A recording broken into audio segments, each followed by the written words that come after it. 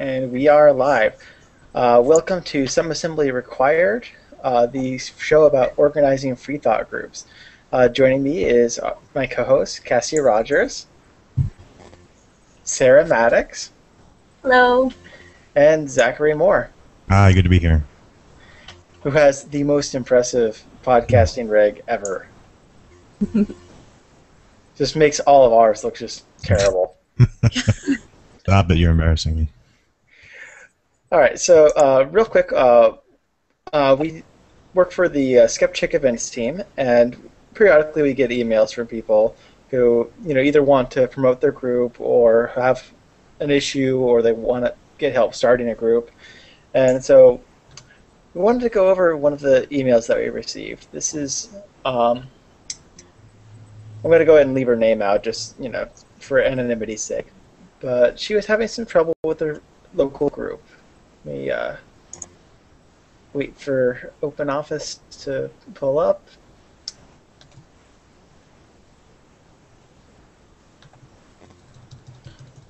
Everything runs slower when you're doing Google Hangouts. Oh, yeah. All right. Message reads, "Let me explain. I am the only female officer in my secular group. It's a total boys club. They don't listen to what I have to say. They don't respond to my emails. They don't support the work that I do or the events I create. There are other group members that make harassing or sexist statements to women in the group. These things are blown off as, 'I'm sure he didn't mean anything by it,' or 'I'm sure he didn't mean it that way.' I know not everyone in the group feels that way, but it seems like a few people can really bring the group down. What do I do? How can I make this better? Any advice would be greatly appreciated. Thanks." All right. Sarah, you want to start? Sure. I founded a group, and I was for a very long time one of the only female officers. That the co-founder was also a lovely lady named Annie, and she left pretty soon. But I'm very familiar with the experience of being the only lady running the group in kind of a boys' club, and it can be difficult because modes of communication are very different, and a lot of guys aren't used to having, maybe not intentionally offensive, but practically offensive sexist comments being challenged. So, as for the functionality of the group and, thinking about it splintering off, I would, I would wait just until you've had a chance to really sort of have a confrontation, I would say. Really talk to these people and sit them down and say that their behavior is sort of making you consider the splinter group, and these are the reasons why. Suggest some different ways to behave. And it's really easier said than done. And in the beginning of the email, she said something to the effect of they don't answer the emails that I send, and they don't support the events that I create. And so just the way she phrased it, if it's only her that's creating the event, that's something that a lot of leaders can run into. If you don't sort of take your hands out of the pie for certain projects, people won't be interested. They're not invested if they weren't, part of creating something. So even if you think that you can do the event better, if it's just you, I would recommend taking one of your hands out of the pie and helping someone else put theirs in, because they'll be more invested in it and be more interested in attending, and they'll also have respect for you because you let them participate in planning and putting things together. So I would say be patient. I mean, you shouldn't have to be patient with sexist remarks. You really shouldn't have to be. But I can only speak to what I've had to go through as well. And what worked for me was just patience and surrounding myself with people who were allies in, respecting women and respecting a productive group. So find some people that can help you out and be patient and just sort of try and integrate them into helping out. that's what I can contribute. Okay. Zach, what do you think? Well, I would echo a lot of what Sarah's been saying, especially if you're finding your allies there. We don't really know a lot about how her group is organized and how they meet. If she's sending emails, I've found, quite frankly, email to be the absolute worst form of communication, especially when it comes to organizing. I hate emails. I mean, I know I get a lot and I send a lot, but I feel like I'm losing a lot of that conversation, a lot of that body language. And so I would encourage, if they don't meet in person very frequently, I would encourage her to sort of push them in that direction. I think that might help, especially if she was able to have a conversation with them in real time in Meet Space and explain some of those concerns. I think maybe they might be a little bit more receptive to that. I really haven't had a lot of need to address these sorts of situations. Fortunately, I helped get an existing organization a little bit better organized, and I also splintered off another organization. In both instances, I did so with the assistance of a great number of women in leadership positions. In fact, that was one of the first things I did when I became involved was bring more women into leadership positions. And I cannot stress how much of a difference that's made. I think even when we splintered off our own group, I think I was the only male on the board.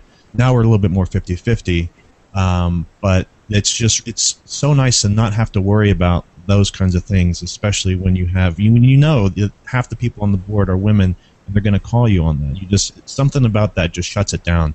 And believe me, I know that there are boys clubs that can exist, and a lot of that mentality exists just because of laziness. They get sort of used to that. So if anybody out there is considering starting or getting involved in the leadership of an organization, try to get as many women as possible in leadership positions. That is the best. An ounce of prevention is worth a pound of cure, as they say. And so this would be my preventative suggestion for that. That's actually pretty good. It can be difficult if you have to convince people to run for an office. I found that whenever me and Cassie were among the first board members in our group before elections started, and we just had appointments, and then we let the elections happen after that, just so that we could get the everything started.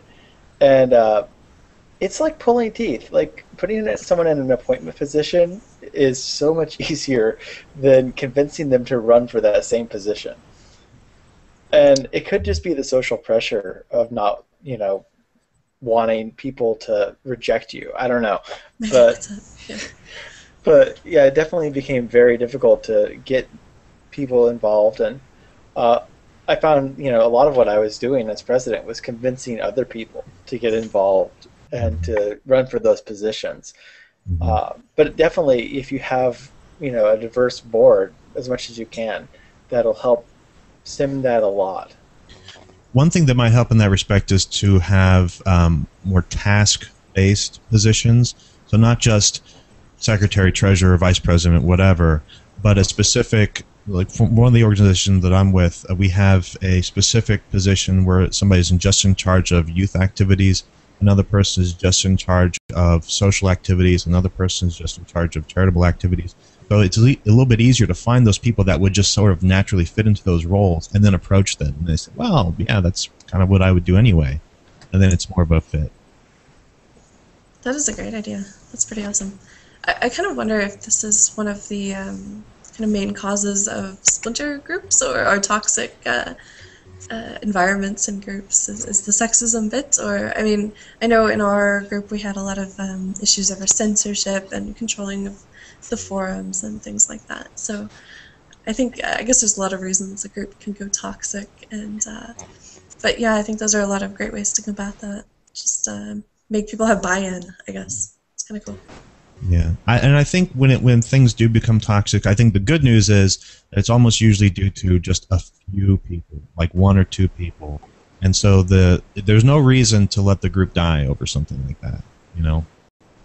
It's too easy to let one bad apple ruin the barrel. I found whenever I was in the president position, my first approach to dealing with stuff like that, like sexist comments, and it was mostly on the forum. It wasn't quite on a harassing level. It was just really annoying. Um, so my first approach was to kind of take a hands-off thing, and like, people will criticize people when they step out of line, and the forum will police itself. I was completely wrong. You do need to take an active role in seeing how people are interacting in your group, because the organizers share a significant amount of the burden for how those things go down. I agree. A lot of times, I think I found over the course of about 3 or 4 years that with regard to bad apples and people who trigger a toxic environment, and I'll speak specifically to sexism, at what's usually inadvertent and casual sexism, is that there are a lot of people who aren't going to, at any point, while you know them, become an ally, or become very enlightened to these issues. But so it's good to recognize that you're not going to push someone to that point. But what we can do with them is make them understand that this group, this secular group that you have, this free thought group, is not the place for it.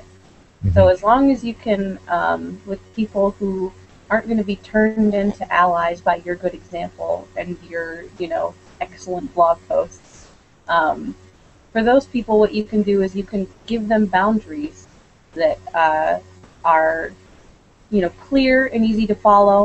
And once you've given them to them, then once, if there's any violation of those boundaries, you have a little leverage in asking them to, maybe not necessarily leave the group, but step back. If you can show that I gave you this boundary, which was you can make all sorts of comments on your own page and in your own discussions, but when you come to our group and when you post in our forum, you can't take this tone because you need to be respectful of other people in our group. So if you put that boundary there, then the people who are really resistant to becoming an ally anyways are going to at least have something to go on. Mm-hmm. And you have something to go on then as a leader who can say, well, this is where you went wrong, and this is why, I as a leader and the rest of the group think that you need to tone it down, or you need to step back a little bit. So clear boundaries are always good. Yeah. We don't really have forums, thank God. But we do have occasional comments on our meetup page, and one of the things that I can think of along those lines is I should say, some of the ladies in our group have organized a women's sub meetup within ours, and they meet regularly on Wednesdays and Fridays. And there was just some dude. I really don't know his backstory, but he was posting on the meetup forum comments. How why is it that there's a women's group? Why don't you have a men's group? And the leadership got together and said, well, look, we just need to put this away. So they wrote up a nice little explanation. Said, look, there's women in our group that want to get together in a safe space, basically, create their own little sub community. We'll very happy to interact with you, and you're more than welcome to come to any of our other events, and we'll look forward to seeing you there. But this is a closed off space, and that seems to have worked. So just addressing that head on as immediately as possible seems to have done the trick. One thing that I'm reminded of is, any of you familiar with Jay Smooth? No. He's a video blogger who deals primarily with hip hop and attacking racism. Okay. And he has an extremely good video about how to tell somebody they said something racist. Oh, I have seen this video. Yes. And one of the things he talks about is making it not about their character, right, but rather about the action they did. It's like, no. We're not dealing with your inner soul here. We're talking about this thing you said, this thing you did, and why it's unacceptable. And I've had some success in convincing people out of bad behaviors doing this.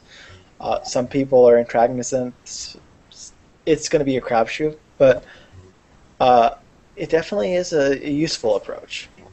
Yeah, I've noticed that I can get a lot farther in, in specific situations where a sexist comment arises. I can get a lot farther with the person by saying, I know you're not a sexist, but this phrase and the way these words came out ended up having an effect that was offensive and seemed sexist to most people. So even though I know you aren't one, Mm. which that might not even be my opinion, but that's just sort of a way to reassure them that the reason you're talking to them about this in the first place isn't because you want to attack them and make them feel awful, even if they are awful. The reason why you're talking to them in the first place is just because you want the behavior to be different, so the environment is safe and friendly, not so that you can attack them personally, even if they should. Uh,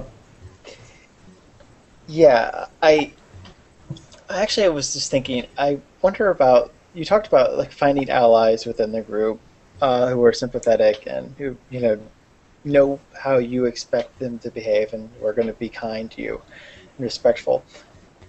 Part of me wonders if like the people who are complaining about a cliquish environment within the skeptic and atheist community, if a cliquish environment just is going to happen if there's going to be bad behavior on one end, uh, or even just intolerable behavior. Let's not even call it bad. Like if you can't stand to be around this person and this kind of behavior, you're going to gravitate towards these other people and form a clique.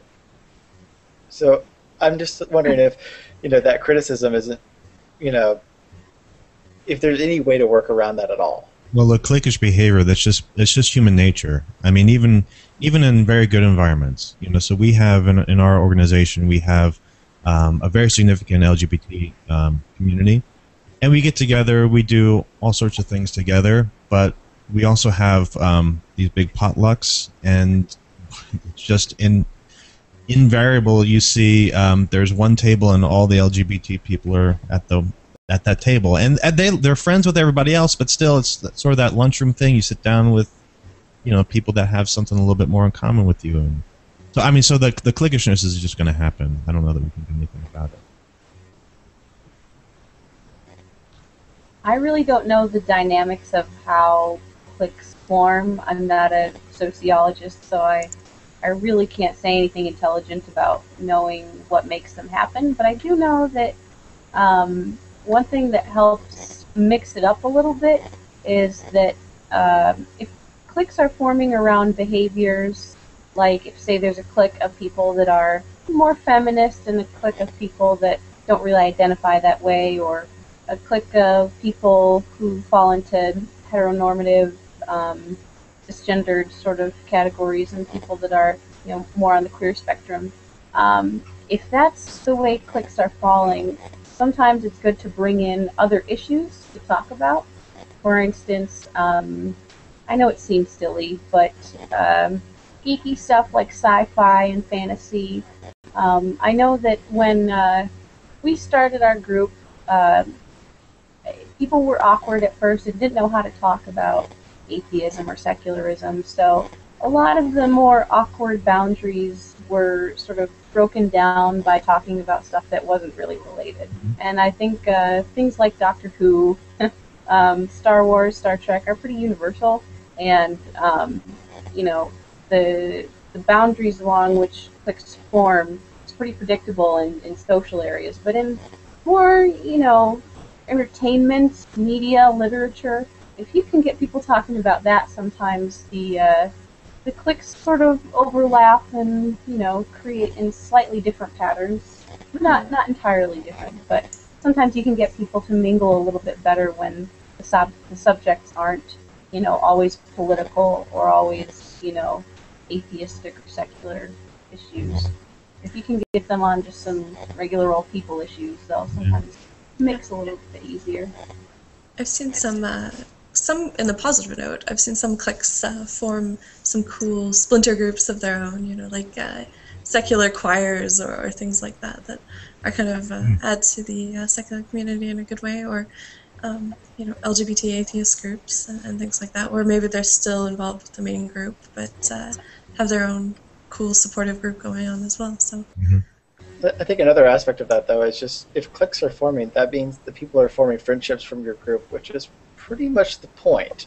Yeah. I mean, I can see wanting to mix it up a little bit, but I mean, I don't know. I just think that's probably one of the silliest arguments against addressing bad behaviors. I just kind of felt I should bring it up.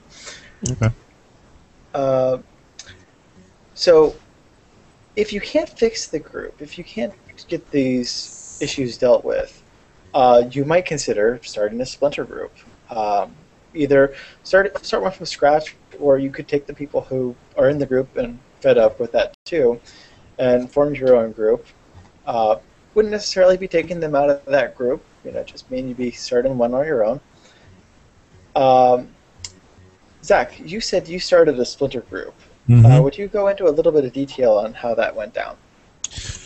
Well, it was a number of us actually, and we were involved with another group that I'd mentioned we'd had a little bit of difficulty with because of some of the bad apples.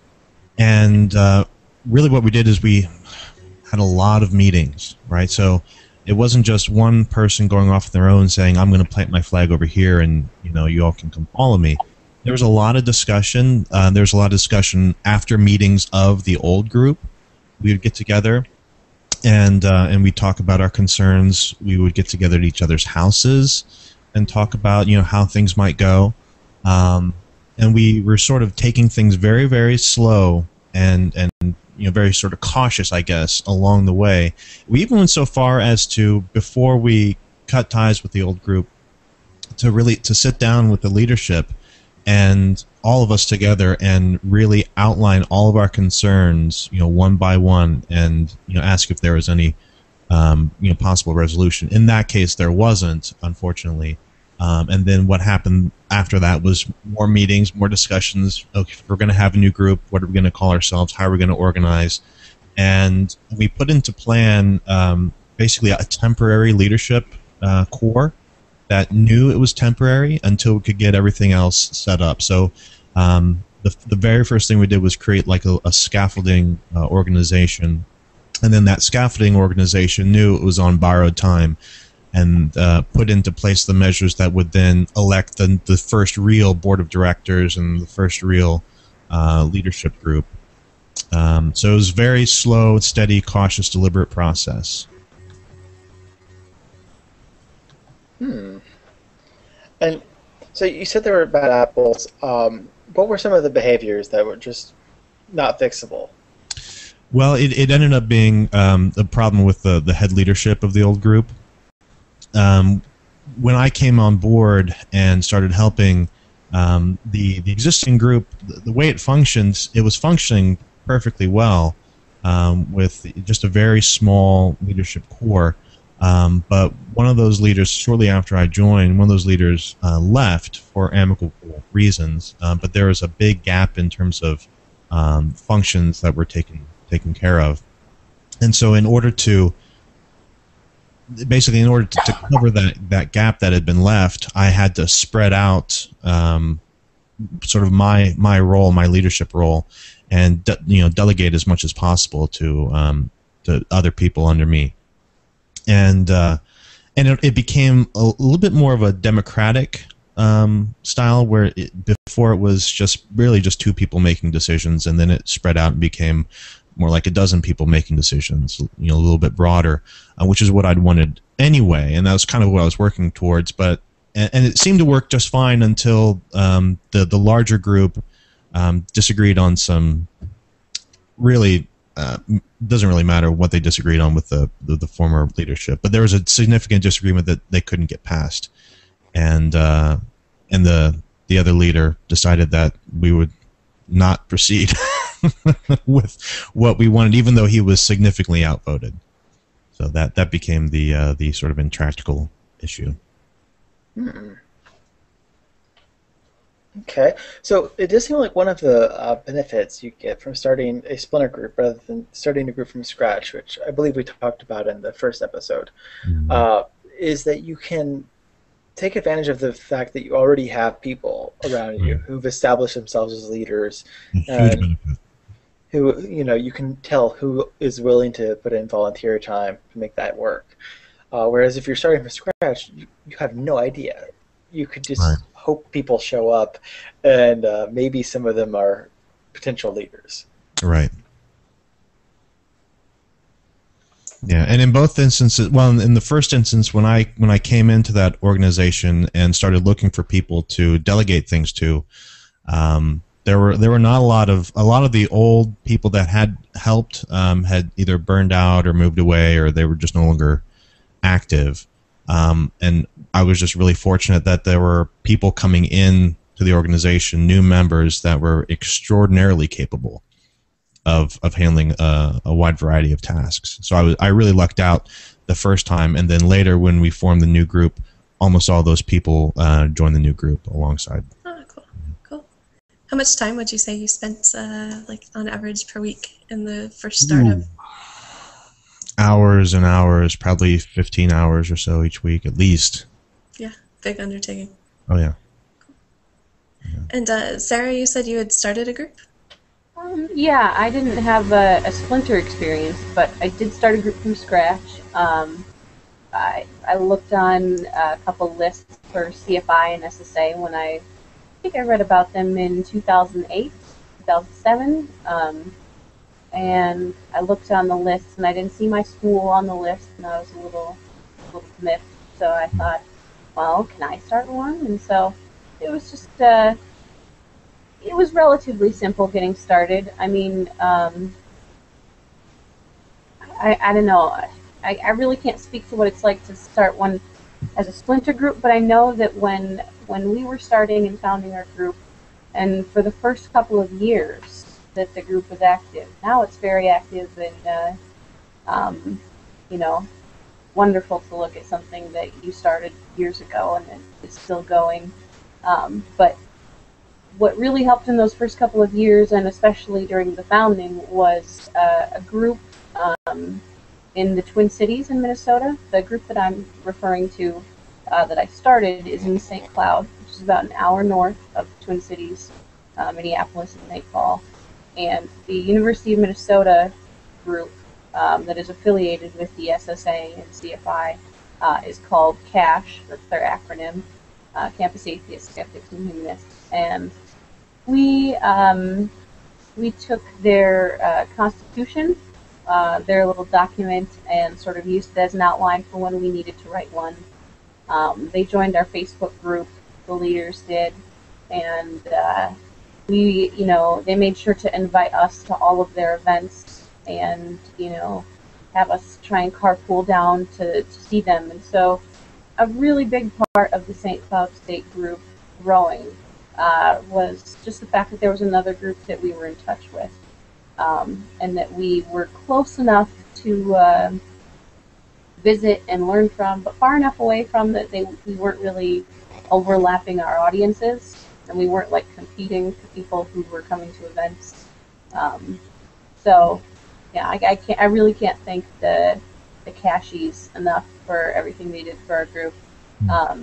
Their group was founded in 1991, and they've been going for quite a long time. They've gone through several. I think they've gone through several different names, and sort of, board, organization patterns, but they've been going strong for a long time. And so having this really established group with a big budget and at a larger university that could sort of guide us along in getting founded and in just learning to be a good active group, that was really helpful. So even in the beginning, when I didn't really have a whole lot of allies other than my co-founder, she knew what it was like to be the only girl, because we were the only two girls. When I didn't have any other allies in the group yet, because it was small and we haven't really felt out which people are friendly to all your causes yet. There were allies in the Twin Cities, in the Cash group, who I could talk to on Facebook, and I could Facebook chat them really quick to ask, well, how do I do this? How do I get people to listen to me? I remember when we were trying to figure out how to do elections and what time of year to do them, we got plenty of advice from Cash on how to do that. Because what time of year during the school year for college students that you decide to hold an election is significant to who decides to run, how many people actually show up to vote. So those were things that we learned from another group. Yeah, I mean, I would like the possibility of a future splinter group in St. Cloud to be a good one, because there's too many people, and you just need another group to serve everyone. But I can't predict the future. Maybe there will be some awful schism. Who knows? Well, if you can, there's $1 million in it for you. Well, I'd like to suggest that splintering is not necessarily a bad thing. In fact, I think the future of the grassroots community is wrapped up in figuring out how to splinter as many of these groups as possible. Because I can tell you, I'm based in Dallas-Fort Worth. Dallas-Fort Worth is a massive geographical area. It is very hard to organize any group, and we have a lot here that are somewhat geographically distributed, but it's really hard to do anything and have people come in from as far west as west of Fort Worth and as almost near Oklahoma, and they're all trying to find places where they can meet. And for everybody, it's an hour or more of a drive, and that's just crazy.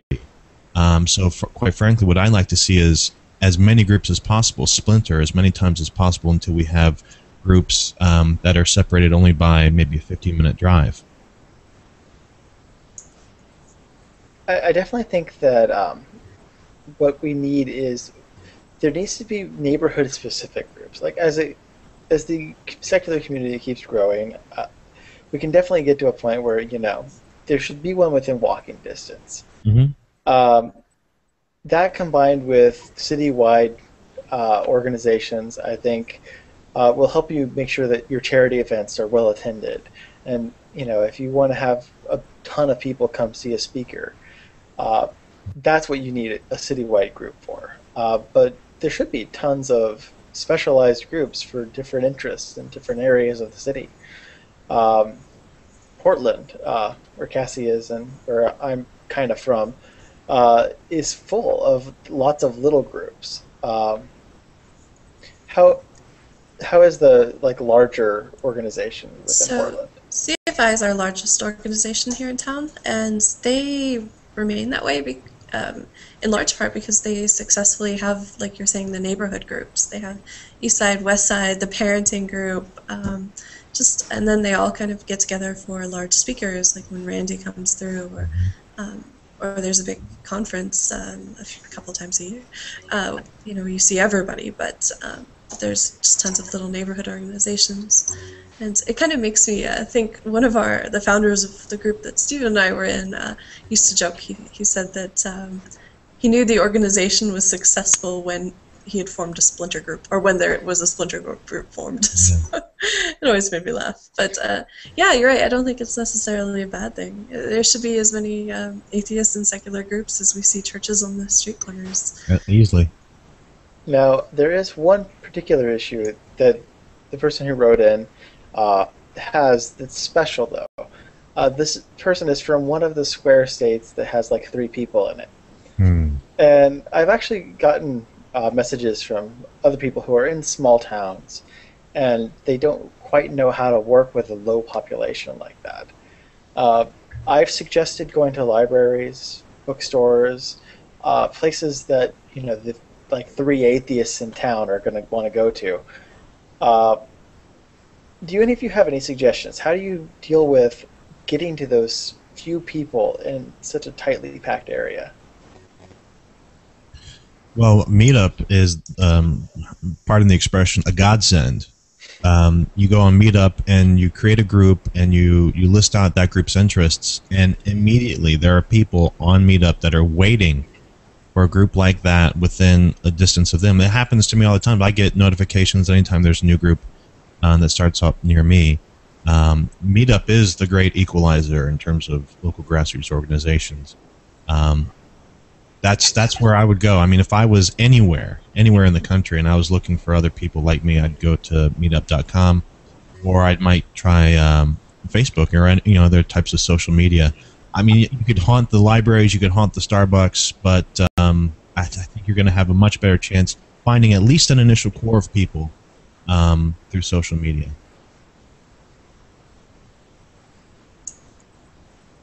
Yeah, I know we had an organizer that would sort of search anybody listed as an atheist, or you used to be able to search by religious affiliation on Facebook, and just add as many people as he could to the page. But Meetup, you're right, it's just kind of the best place to go. It's definitely less work.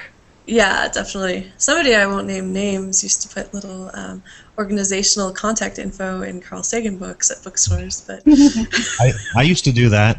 I did a little bit of guerrilla marketing for our group way back in the day, and when God Is Not Great came out, I went to every single bookstore in town, and I put slips of paper with our website on it right inside the cover. And then we actually got one person, so I know it worked once. I don't know if it worked any other time, but it worked once. So right now with the Springfield group, 2 of the people on the board of directors found the group because of the business cards that I put in the books. There you go.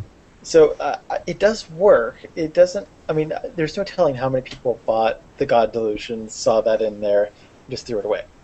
I don't know, but that is one way that you can take advantage of the fact that if there's one thing you can say about the atheist community, they like to read. Mm-hmm. That's true. And and also try to be as active and as visible as you possibly can in your community. We've adopted a stretch of highway in Dallas, and we've gotten several people coming to us because they've seen the sign that's posted up on the side of the road.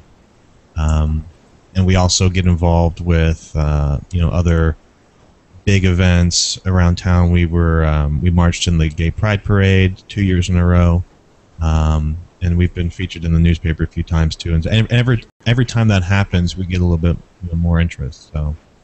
Try to do things. Try to find things that are maybe a little bit controversial, and might get you in the paper. So media, especially if you're in a small town out in the middle of nowhere, they're gonna love to talk about you, as long as you don't mind the exposure. Slow news days are your friends, basically. Oh, yeah.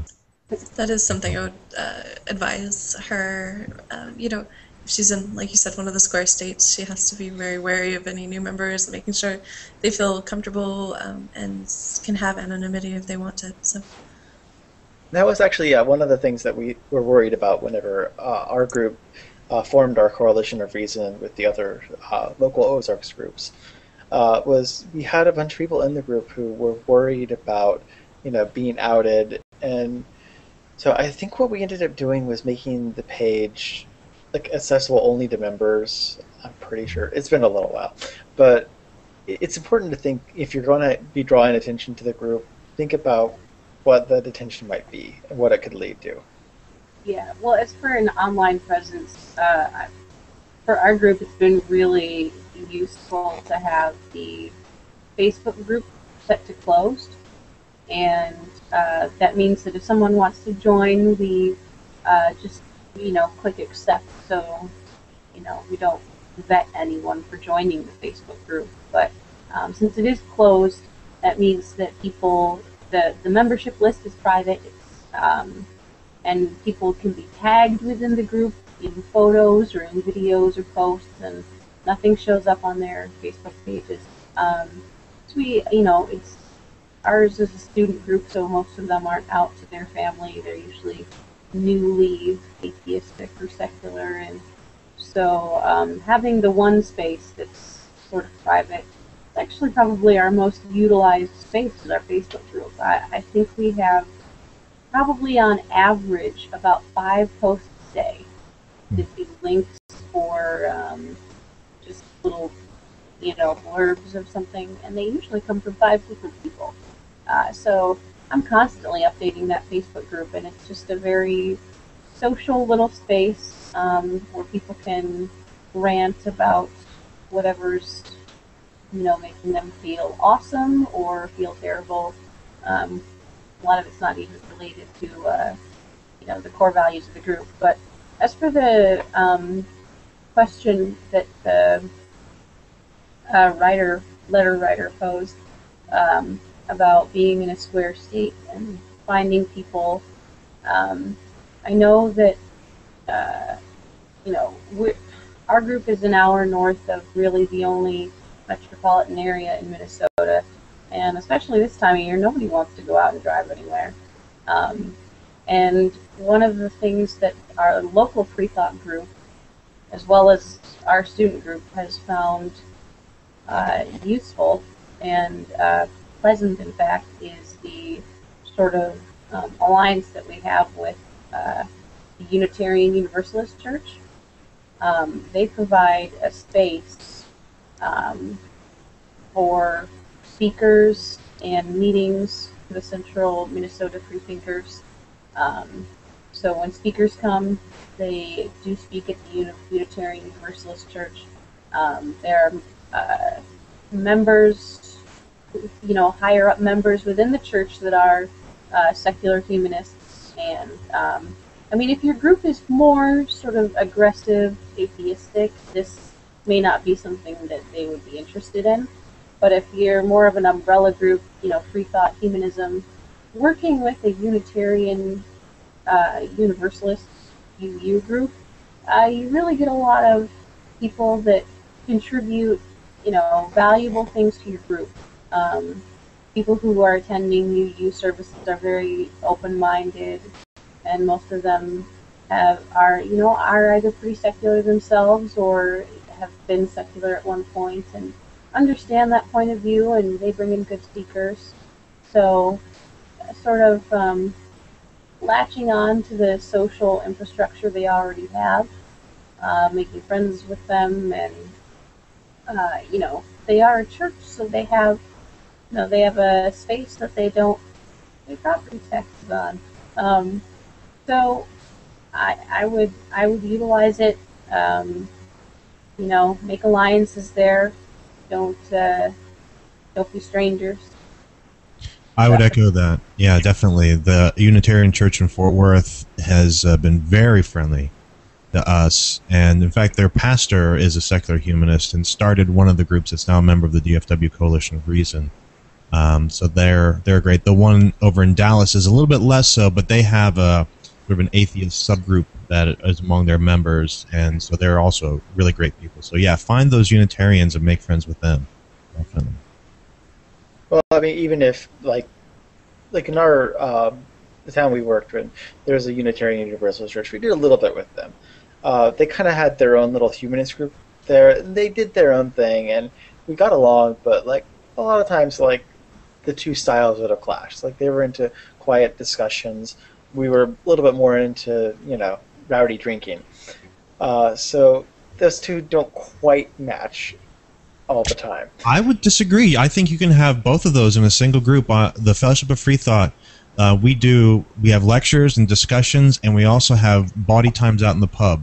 The important thing is to find some way to combine both of those activities with the same population. And I think if you can crack that nut, then I think you'll maximize things for both of you.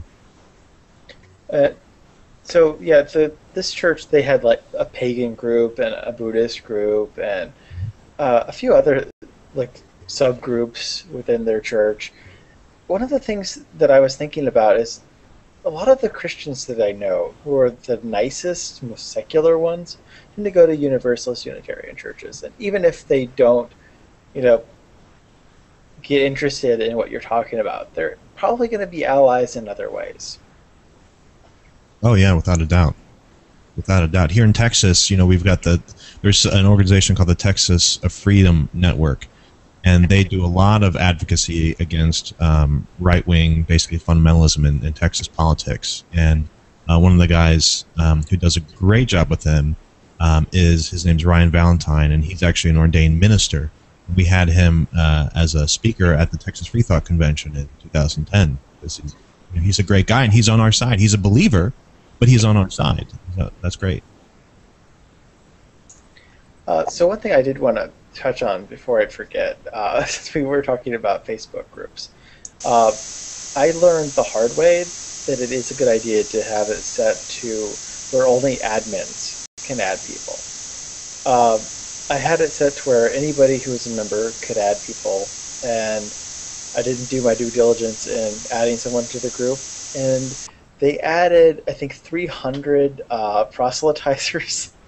This is the first atheist group leaders group before Derek and Scott did a better job of it. So pretty much I had to spend that whole day going through and finding these people and blocking them because as soon as I added the guy to the group, he blocked me, so I couldn't see anything he did. That is no good. Yeah. So yeah, just a note of caution on that one. No, absolutely. That's awesome. I also noticed in that same or the group that Stephen and I were in, if you have kind of people with a lot of conflict that want to do activities that maybe the rest of the group doesn't or doesn't fit well or you guys just don't have the time for, just tell them, if you want to invest the energy and the time into actually putting this together, if say somebody wants to they complain about the all women's night, say, well, you can definitely plan an all man's night on the same night, and that'd be perfectly fine. But most people, 99% of the people, back down at that point, or you end up with a really cool meetup, also at the same time. So. Yeah, well, I've been to a church men's night, and I can tell you, I don't know that I want to go to one of those that the Freethinkers put together. That's a good point.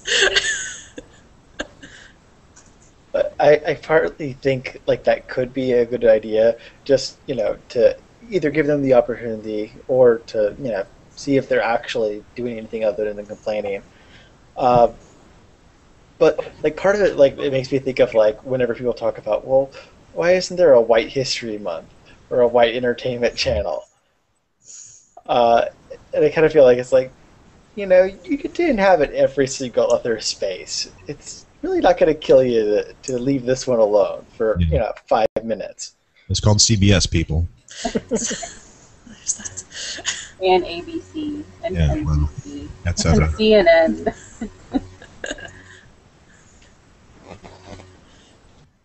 All right. Well, do we have any other advice we'd like to offer our poor square-stated organizer? Hang in there. Yeah, hang in there. Try to meet in person as much as possible and voice your concerns there in that sort of a forum. If things really do go unheated there, then you might want to consider, splitting off into a slightly different group. But maybe don't, unless you feel really personally slighted, maybe don't leave entirely. Maybe just take a step back, maybe take a step out of the leadership role and just sort of participate for a while. See who you have there, as Sarah said, find your allies, see if anybody else feels the same way as you. There might be a whole bunch of people that feel the same way and think, well, if we had our own group, we might do things a little bit differently. And just take it slow, think about it as much as possible, and move from there. I'll just reiterate the advice that I gave earlier, to make friends with other groups in your area and try and learn things from them, get a little support from them, and set boundaries for behavior and expectations on environment so that you have a straightforward way of enforcing those boundaries. And also take care of yourself. Leaders can easily burn out, so let people know if you're having a hard time, and it's okay, if the group isn't active for a couple months because you need to recoup, it's okay.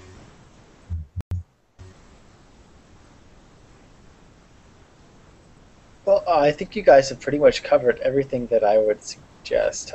Cassie, do you have anything? Just, I think like Sarah said, take care of yourself first. I think it sounds like where she's at, it's going to be really frustrating, and I think, watchful waiting, I guess, is kind of the best solution right now. At first, when I read that email, I was like, yeah, start a splinter group. splinter groups. But now listening to Sarah and Zachary, just yeah, maybe maybe it's best to kind of work with what you've got, and if what you've got doesn't work in a little while, run for president after you have a bunch of allies and change things. All right. Well, on that note, we're going to go ahead and close out. Um, Thank you very much, Zach and Sarah, for showing up. Sure. No problem. My pleasure. Pleasure. Yeah, thank you guys. Always a pleasure to have you on, Cassie. You too, Stephen. Did you forget my name for a second? No, I was on mute. Excellently. All right. Until next time, this is Some Assembly Required. Be sure to check out all the other stuff we do at events.skepchick.com. All right.